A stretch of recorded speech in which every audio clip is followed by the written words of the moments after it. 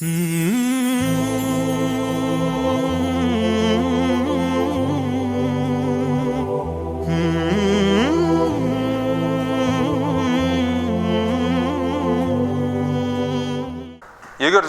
сол аманатты дұрыс тапсырмайтын болсақ, аманатты дұрыс сақтамайтын болсақ, қараңыз, ертең ата бабамыз біздерге қарсы шығады. Осы мазхабты қалай сақтадым, қалай дамыттым, қалай көркейттім деп. Ойыншық емес бұл. Тек қана келіп намазыңды оқып кетіп. Осы мазхаб үшін да біз жауап береміз. Алла Тағаланың берген нығметі. Әрбір нығметіне жауап береміз. Сондықтан қатты болайық. Мазхабты дамытуына, көркейтуіне әрекет жасайық. Біз мысалы бұл сәләфиттерді қараңыз. 100% адасқан, 100%. Ешқандай бір хайыр, жақсылық жоқ бұларда. Мазхабтарында да, ақидаларында да, жолдарында да, мінездерінде де. Соның өзі қандай өзін хақиқат біліп, өзін шынайы тура жолда біліп, мазхабына қандай әрекет жасайды. Өз мазхабына адамдарды көбейтуге, мазхабын дамытуға. Енді мазхаб емес, бұлардығы топ қо. Бірақ біздікі мың бірдеме жылдан келе жатқан мазхаб, үлкен әулиелер, ғұламалар осы мазхабтан шыққан. Соны аман есен жаңағы ұрпақтарымызға тапсыруға әрекет жасайық иншалла. Ойыншық емес бұл. Ана бір сәләфи маған бірдеме абырой. Мына жүрген сәләфилер кілең бір шетінен жүрген надан сауатсыздар ғой. Кілең сауатсыздар.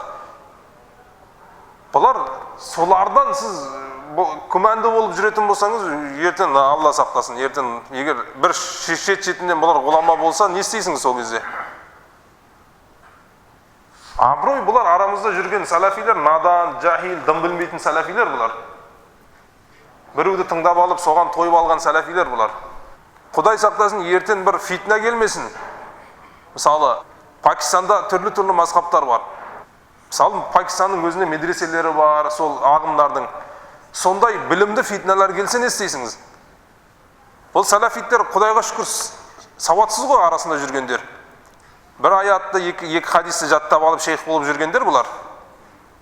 Ертең Пакистанның фитнасы басымызға келмесін, Индияның фитнасы басымызға келмесін. Олардың, мысалы, ағымдар, әртүрлі ағым бар. Жаңағы Маудуди деген бар, Берилеви деген бар Пакистанда ағымдар. Олар не істейді? Әрқайсының медреселері бар өзіне, сол Пакистанның әр ауылда. Әрқайсының 2-3 жыл оқытып жібереді халықтың арасына. Білімді қылып, Құранды, сүннатты жақсы үйретіп жібереді халықтың арасына. Қараңыз, сол кезде не істейсіңіз сіз? Мына Құдайға шүкір қылың қазір. Бұлар сәләфилер сауатсыз болып сіздердің әрқайсыңызды алдап жүр. Дым Құранды оқи алмайды, хадисті түсінбейді. Сондай надандығымен сізді күмәнді қылатын болса, сіз субханаллах. Сіз сол мешітке келмегеніңіз жақсы сіздің. Егер сәләфиттің, сауатсыз сәләфиттің сөздеріне күмәнді болатын болсаңыз, ол мешітке келмегеніңіз жақсы онда. Сол жүре берің сол. Қаңғып жүре бергеніңіз дұрыс. Алла сақтасын, ертең андай ұлы фитналар басымызға түспесін.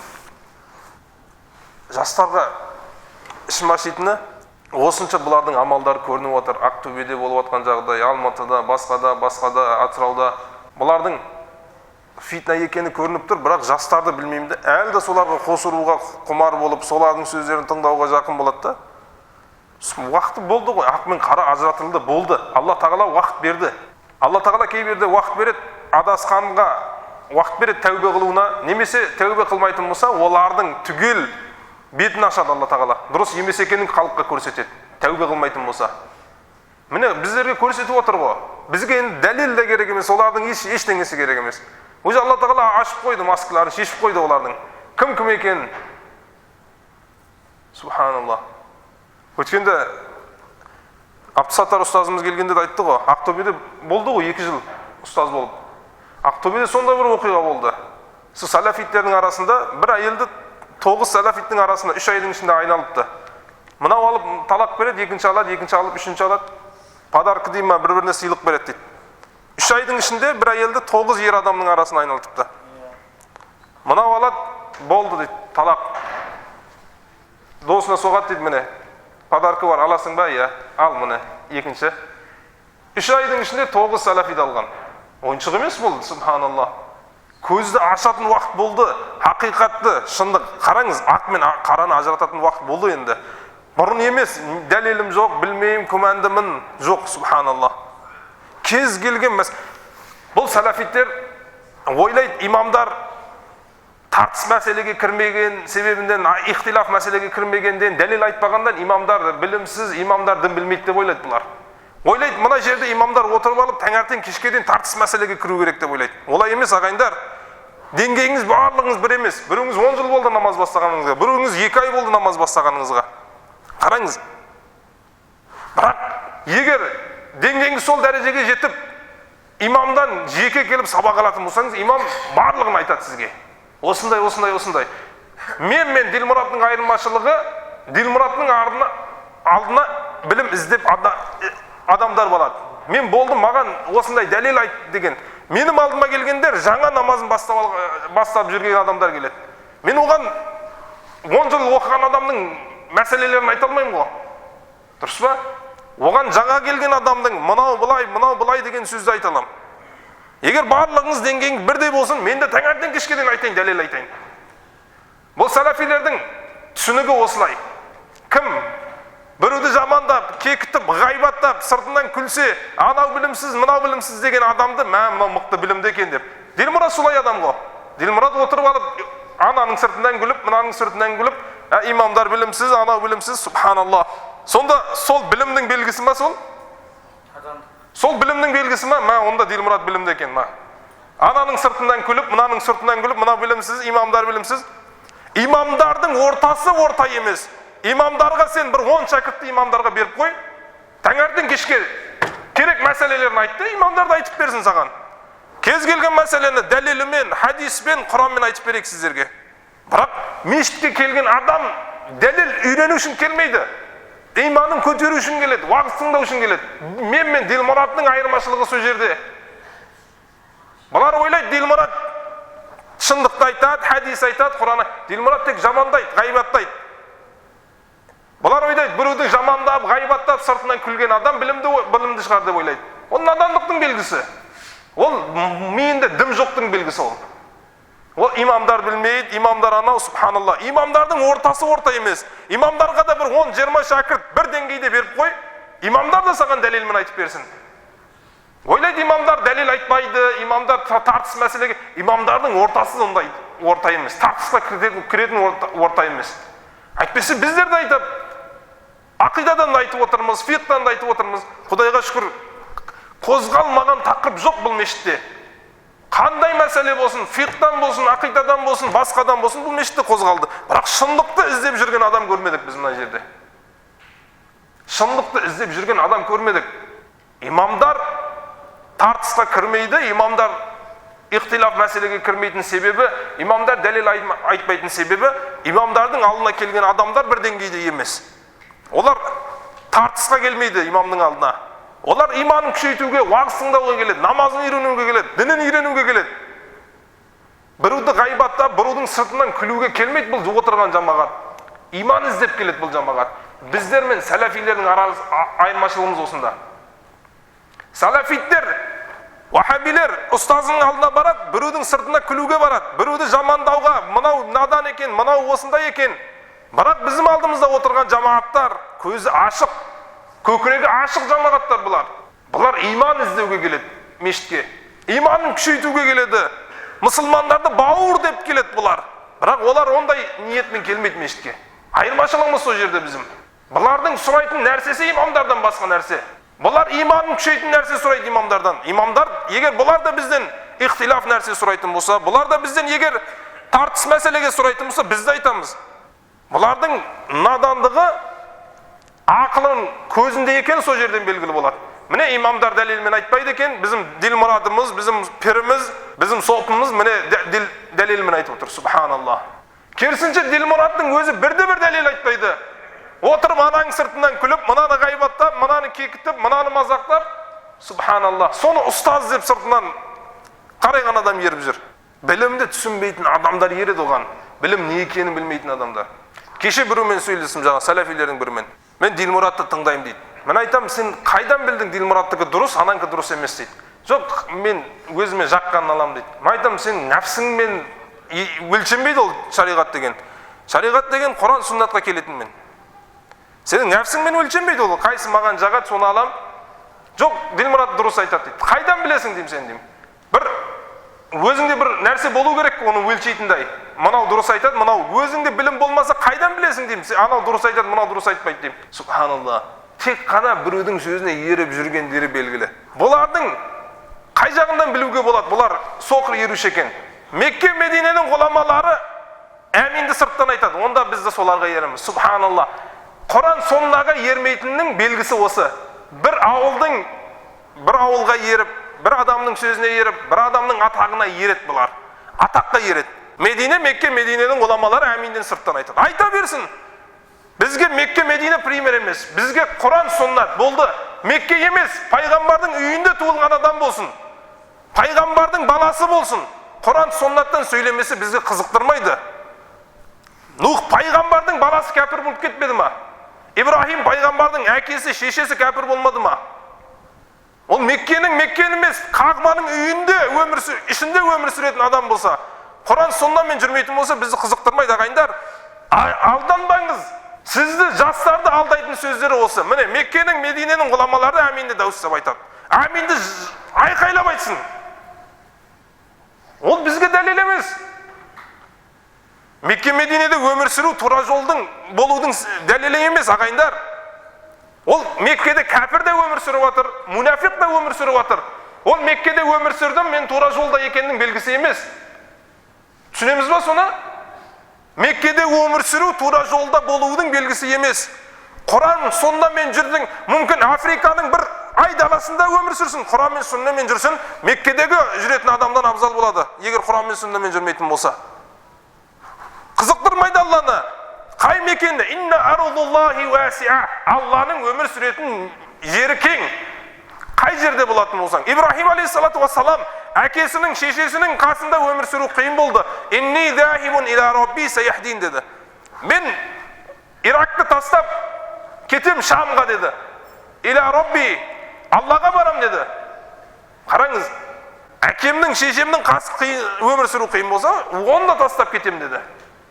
Сіз ойланбаңыз, біздің жастарымызды жаңағындай осы сөздің Мекке Мединенің ғұламалары әминді дауыстап айтады деген сөздің өзі нені білдіреді ағайындар? Егер көзімізді ашатын болсақ, соқыр еруші екенің белгілі болар. Құран сүнна емес екенің белгісі. Тек қана біреудің атағына еретін белгісі бұл. Қараңыз, тек біреудің атағына, біреудің қаласының атағына ерет болар. Онда біраздан кейін Мекке Мединені шииттер басқарса, шииттерге де еріп кете бересіңіз ба? Ол басқару оңай ғой. Біраздан кейін шииттер мүмкін басқарсын. Біраздан кейін басқа топ басқару мүмкін Мекке Мединені. Онда солар тура жолда болып кете ма? Көздеріңізді ашың. Ақиқат қай жақта жатыр? Ақиқат Құран сүнна. 2 жыл bundan бұрын бұлардың сөз әңгімелері басқа. 2 жыл bundan бұрын бұлардың сөз әңгімелері дәлел. Дәлелің бар ма деген сөз болды. Қазір енді олай емес. Олардың жолдары, политикалары өзгерді. Дәлел керек емес. Имамдар өтірікші. Дәлел айтып тұрса да имамдардан тыңдама дейді. Субханалла.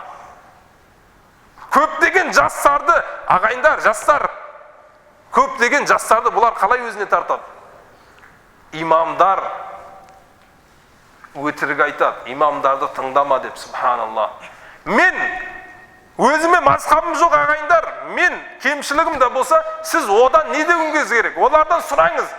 Имамның кемшілігін айт демеңіз. Абу Ханифаның мазхабының кемшілігін сұраңыз. Себебі Абу Ханифаның мазхабының кемшілігін айта алмайды олар. Олар имамдардың кемшілігін табуы мүмкін. Имамды кемшіліксіз адам жоқ ағайындар, алданып қалмаң. Исрафилдің осындай кемшілігін айтты, онда Исрафилдің мазхабы дұрыс емес. Менің мазхабым жоқ ағайындар, ойламаңыз менің мазхабым бар деп. Менің мазхабым жоқ, мен кім? Мен де сіз сияқты бір бейшарамын. Бір ғұламаның етегін ұстап жүргенмін. Мен де білмейтін мәселем көп. Мен де ғұламаларымдан, ұстаздарымдан сұраймын мен де. Мен де бір бейшарамын, біреудің етегін ұстап, біреудің жағасын ұстап, мәселе сұрап жүрген адаммын мен де. Білмейтін мәселемді ұстаздарымдан сұраймын, Пакистаннан сұраймын, ана жерден сұраймын мен де. Менің кемшілігімді тапқаннан кейін адасып кетпеңіз. Менің мазхабым жоқ. Абу Ханифа рахималлахның мазхабының кемшілігін сұраңыз.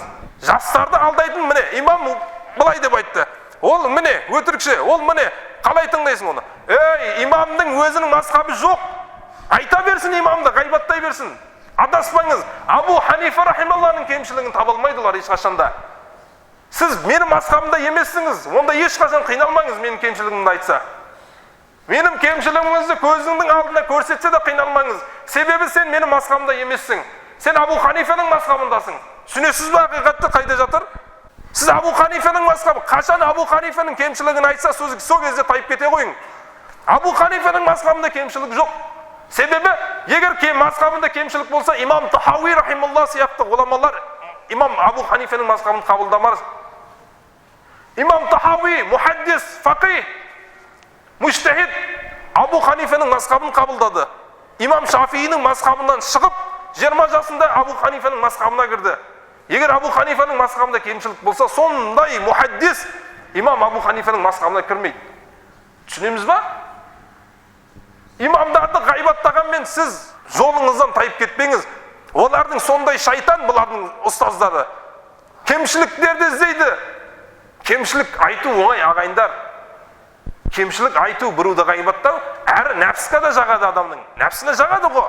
Біруді ғайбаттау адамның нәпсіне жағады. Алданып қалмаңыз. Бұл айтып отқан сөздер жаңадан келіп отқан жастарға айтылып отыр. Имамдарды ғайбаттады, сіз қиналмаңыз. Себебі сіз имамның мазхабында емессіңіз. Сіз кім мазхабындасыңыз? Абу Ханифаның мазхабындасыңыз сіз. Абу Ханифаның мазхабында осындай кемшілік бар деп айтсын, бисмилла, келсін алдыға. Кім бола қойсын? Дилмұрад емес, Фаузанның өзі келе қойсын. Фаузанның өзі. Ибн Баздың өзі келе қойсын. Имам Абу Ханифаның осы мазхабында, осы мәселеде қателесті десін. Мүлде айталмайды. Айталмайды. Себебі Фаузандан нешесі үлкен ғұламалар кемшіліктерін дүзеп жасап кеткен бұл мазхаб. Қандай мухаддистер, Аллами Бадруддин Аини, имам Тахауи, Аллами Зилаи. Міне, Пакистанның қандай мухаддистері бар, Индияның. Құранды, хадисті, өткенде айттым ғой. Молана Зафар Ахмад Усмани рахималлах. Абу Ханифаның мазхабын 30 том қылып, дәлелдерін басынан аяғына дейін жазды. 30 том қылып. Пакистанда бұл медресесінде отырғанда бір неше сәләфи келеді. Өздеріне шейх сымақ дейді. Жаңа Молана Зафар Ахмад Усманидың үлкен мухаддис, Индияның мухаддис. Пакистанға көшіп келеді, Пакистан бөлінгеннен кейін. Абу Ханифаның мазхабына дәлел айтысуға келдік дейді, тартысуға дейді. Жақсы дейді, отырың дейді. Бірінші дейді, мен айтысатын адам дейді, Құранды басынан аяғына дейін оқысын, Бұхариді басынан аяғына дейін жаттан оқысын дейді. Жатқа білу керек дейді, мен айтысатын адам. Құранды толық жатқа білсін, Бұхариді, Муслимді, Термезиді, Аби Дауудты, Несаиді, Ибн Мажаны жатқа оқысын, одан кейін мен отыруға деңгейі келеді дейді. Жаңағы Молана Зафар Ахмад Усмани Құранды жатқа оқиды. Бұхариді бастап бітіреді, Муслимді бастағанда жаңалар қашып кетеді. Муслимді бастан аяғына дейін жатқа бастап оқып атқанда қашып кетеді. Субханалла. Себебі біледі, имам Абу Ханифаның мазхабында сондай арыстандар жатыр мазхабында. Арыстандар мазхабын қорғап жатыр, бірақ даусын шығармайды олар. Сондай кішіпейілді Пакистанның, Индияның арыстандары. Абу Ханифа рахималлахның мазхабын қорғап жатыр олар. Бұхаринді, Муслимді, Термезиді, түгел хадистерді жаттан біліп жатыр олар. Бұлар бір арабтар сияқты айқай шығармайды. Олар сондай кішіпейілді. Абу Ханифа рахималлахның мазхабында кемшілік болса хадистен, Аллама Ануар Шах Кешмири рахималлах, Индияның үлкен мухаддисі, 12 жасында фатуа берген. 12 жасында. Бар ма араңызда 12 жаста 10 сүре жаттаған бар ма? 12 жасында фатуа берген. 200 мың хадис жаттаған адам ол. 200 мың хадис жаттаған адам. Қазіргі таңда ондай ғұлама жоқ. Қазіргі Индия, Мысыр, Пакистан, Арабияда іздесең ондай адам табылмайсың сен. Аллама Ануар Шах, Мухаммад Ануар Шах Кешмири рахималлах 200 мың хадис жаттаған. 200 мың хадис. Алла субхану ва тағала Абу Ханифаның мазхабын қорғауға жіберген оны. 200 мың хадис жаттаған. Bir gün sabak berip atқанда шәкірттеріне айтады. Bir кітапты sabak беріп atқанда жаттан sabak береді дейді, кітаптарды дейді. Бұлай бетінен ашып sabak бермейді дейді. Шәкірттеріне айтады дейді. Мен осы кітапты 32 жыл бұндан бұрын жаттап алып едім дейді. Қазірге дейін екінші рет қарауға Алла тағала мені мұқтаж қылған жоқ дейді. Арабша кітапты 32 жыл бұндан бұрын жаттап алып едім дейді. Қазірге дейін тағы оны қайталауға мұқтаж емеспін дейді. Субханаллах. Алла субхану ва тағала сондай память берген. Абу Ханифа мазхабында 200 мың хадис жаттаған. Мысыр мемлекетіне барады бір күн. Мысыр мемлекетінде кітап шығады. Нурул Идах деген Мысыр ғұламалары жазады. Фиқ кітаптан. Мысырдың ғұламалары жазған кітап. Абу Ханифа рахималлахның мазхабында Хасан бин Аммар Шурумбулали деген үлкен фақих, Мысырдың фақих Абу Ханифа мазхабында жазады. Бұл кітапты сұрайды, бір Индияға алып кетейін дейді. Жоқ дейді. Өзінен тек қана бір том бар дейді ол кітаптан дейді. Оны бере алмаймын дейді. Жаңа Аллама Кешмири рахималлах Индияның ғұламасы Абу Ханифаның мазхабы. Онда бер оқиын дейді оны дейді. Басынан аяғына дейін оқиды. Жаттап алады жаңа араб кітапты дейді. Ауылына барып, өз памятінен жаңа кітапты шығарып жазып алады. Мәселе қайда жатыр, субханаллах. Жаңа кітапты памятінен көшіріп, кітап қылып жазады дейді жаңағыны. Ауылына барып, кітапты таратады дейді. Абу Ханифа рахималлахның мазхабын қорғауға Алла тағала осындай арыстандарды жіберді. 30 жыл Бұхари сабақ бергенде шәкірттеріне айтады дейді. Аллама Ануар Шах Кешмири рахималлах. Мен 30 жыл Бұхариді сабақ бердім. Одан бұрын 20 жыл басқа кітаптарды сабақ бердім дейді. Хадис кітаптарын дейді. Яғни 50 жыл қазір хадис саласында жүрмін дейді. Құдайға шүкір, ол 50 жылдың ішінде дейді. Абу Ханифа рахималлахның мазхабында дейді. Бірде-бір мәселе хадиске қайшы келетіні жоқ дейді. Егер бірде-бір мәселе қайшы келгенде дейді, мен өзім мухаддиспін дейді.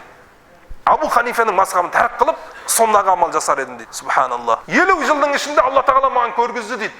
Бірде-бір мәселе Абу Ханифа рахималлахның мәселесі дейді. Хадиске, Құранға қайшы келетін бірде-бір мәселе жоқ дейді. Субханаллах. Егер бұл мазхабта кемшілік болатын болғанда, Аллама Ануар Шах Кешмири сияқты үлкен мухаддистер бар мазхабымызды сүннатқа келтіруге. Алла тағала, Аллама Ануар Шах Кешмири рахималлах пайғамбардың зияратына бардым дейді. Мухаддис өзі 200 мың хадис жаттаған адам. 200 мың хадис. Бұхариде 5 мың хадис бар ағайындар. Бұхариде тек қана 5 мың хадис бар. Муслимде 5 мың хадис бар. Термизиде 4500 хадис бар.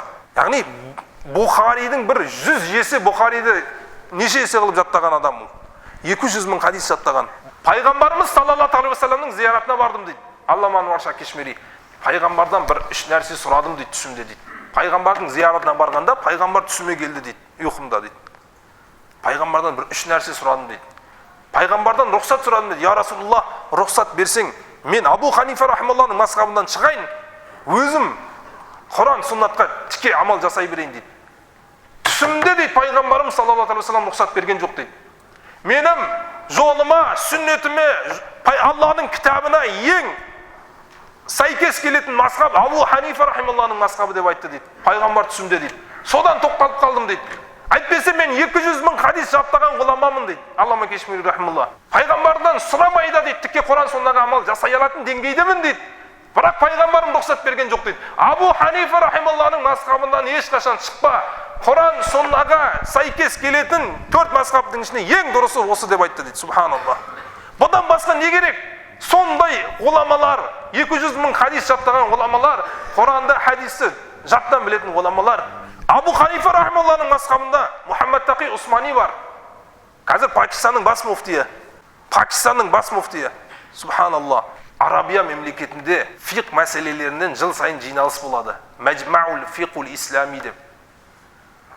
Кеңес болады фиқ мәселелерден. Мухаммад Тақи Усмани сол жиналыста 100 мемлекеттен ғұламалар келеді ислам мемлекетінен. Сода 9 жыл наиб болды, наиб раис болды. Наиб деген басшының көмекшісі болды. Пакистанның бас муфтиі. Сондай Мединенің, Меккенің ғұламалары оны көргенде орнынан тұрады олып. Мухаммад Тақи Усманиді. Мухаддис, фақих. 9 жыл осынша арабтардың ішінде, басқа дүние жүзінің ғұламаларының ішінде ол наиб болып тұр. 9 жыл наиб болды жетті жиналысында. Бір ойыншық емес, субханаллах. Қай мазхабта? Абу Ханифа рахималлахның мазхабында ол. Қазіргі таңда да бар ол. Пакистанның бас муфтиі. Субханаллах. Мекке Мединенің ғұламалары, Мекке Мединенің ғұламалары. Мекке Мединенің ғұламалары мықты болса, соны неге наиб қылады 9 жыл? Пакистанның Абу Ханифа рахималлахның мазхабын ұстанатынды неге наиб қылады? 9 жыл. Себебі Мекке, Мединенің ғұламалары Абу Ханифа рахималлахның мазхабының ғұламаларының деңгейіне әлі де жетпейді. Деңгейі жетпегесін соны 9 жыл найып қылады. Субханалла. Мекке, Мединенің ғұламалары фиқ мәселе, ақида мәселе, тафсир мәселені содан сұрайды. Қазірге дейін Пакистанның муфтиінен сұрайды қазірге дейін. Фаузаның болсын, Ибн Базың болсын, басқаң болсын. Субханалла. Ашың көзді ашып қараңыз. Шындық қай жақта жатыр? Абу Ханифаның мазхабының егер кемшілік болса, сол деңгейде болып, Мұхаммад Тақи Усмани сол деңгейде болып, егер мазхаб дұрыс болмаса, ол жаңағындай айтқан сәләфи болып кетер еді. Керісінше өзінің бір кітабы бар. Мұхаммад Тақи Усманидің өз кітабы бар. Сәләфи осы заманда үлкен бидаттың бірі сәләфит. Сәләфит болу бидат. 13-14 ғасырда сәләфи болам деген адам жоқ еді. Сәләфи деген сөз жоқ еді дейді. Сәләфи деген сөздің өзі, сәләфи болудың өзі бидат. Дінде жоқ нәрсе. Алла тағала көкірек көздерімізді ашсын. Жастарымызға білім, сана сезім берсін Алла тағала. Міне отырған барлық Абу Ханифа рахималлахның мектебінің арыстандары бәрі. Ертең бұл аманатты, ата-бабамыз етілген аманатты, ертең қияметте сұраламыз. Осы мазхабты Алла тағала біздерге ата-бабамыз аманат беріп кетті. Әрбіріміз жеке-жеке сұраламыз. Сондықтан бұл аманатты, бұл мазхабты бір немқұрайлы қарамай ағайындар. Қараңыз, көптеген адамдар, бір мәселе бар арамызда. Егер біздер адам дерт білмейтін болса, сол адамның өзі ауру адам. Адамның асқазаны ауырса, оны дерт білмей ештеңе емес, ол жақсы болады дейтін адамның өзі ауру адам. Біздер арамызда жүрген фитнаны, сәләфилерді дерт білмейтін болсақ, өзіміз жүрген адамдарымызда бір кемшілік бар. Өзімізде бір жүрегімізде дерт бар. Сәләфитті көріп тұрып, оны дерт емес, олар да бауырымыз, олар да мұсылман дейтін болсаң, сенің өзіңде бір кемшілік бар. Сенің иманыңды тексеру керек, сенің ақидаңды тексеру керек, егер ондай айтатын болсаң. Дертті дерт демесең, сен өзің ауру адамсың. Сәләфиді қоғамда дерт білмесең, оларды арамызға зиян білмесең, өзіңде бір проблем бар. Өзіңді бір тексеру керек барып. Ақидаңды, фиқыңды, жүрегіңді тексеру керек сенің. Қай жолда екеніңді сен тексеру керек. Дертті дерт білмейтін адамның өзі ауру адам. Асқазаны ауырады, оны дерт білмесе, оның өзі ауру адам онда. Қоғамда дертті дерт біліңіз. Ол фитна біліңіз оны. Жоқ, оларда бауырымыз, оларда пәленіміз, сенің бауырың шығар. Дертті дерт білу керек ағайындар. Дерт па ол, фитна ма, басымызға түсіп атқан сынақ па, Алланың жібергені? Оны дерт білек, оны бауырымыз деп, сол бауырым деген адамның өзі ертең адасып кетеді. Бұлардың жасап атқан фитналар аз емес қой, субханалла, мұсылмандарға. Қай жерде бұл сәләфилер бар, қай мемлекетте бар? Ирак, Сирия, Либия, Мысырда. Олардың жүрген жерлерінде фитна болды, айқай болды. Мұсылмандар бір-бірімен айқайлап кетті, таласып кетті. Бірде бір ханафи көрдің ба, бір-бірімен айқайласып атысқанын? Шафии мен ханафиді атысқанын көрдің ба? Малики мен ханафидің атысқанын көрдің ба? Міне, қай жерде осылар болса, онда дерт, ең маңызды дерт осы. Егер сен дертті дерт емес, бұлар да бауыр дейтін болсаң, онда өзің бір ауру адамсың. Сенің ақидаңды тексеру керек онда. Көзіңді аш. Тек имамдардың міндеті емес қой, айқайлап жүрсін. Бұл мазхаб сенің де мазхабың, менің де мазхабым, сенің әкеңдің де мазхабың, сенің шешеңдің де мазхабы. Мен сенің шешеңнің мазхабы үшін айқайлап отырмын, сенің әкеңдің мазхабы үшін айқайлап отырмын, сенің өз ұстанатын мазхабың үшін айқайлап отырмын. Әйтпесе имамдарға да тыныштық керек. Имамдар да сіз сияқты адам, бала-шаға семья асырап отқан адам. Оларға да тыныштық керек. Бұлар дертті дерт қылып халыққа көрсетпейтін болсақ, халықтың көзін ашпайтын болсақ, ертең қияметте ең бірінші сұралатын біздер, имамдар. Ең бірінші бас имам сұралады, одан кейін біздер сұраламыз. Онда дертті дерт білейік ағайындар. Бұлар фитна ма сәләфилер, оны мойындайық фитна екен. Алла тағала баршамызды осы фитнадан, ислам дінін бұл фитнадан аман сақтасын иншалла.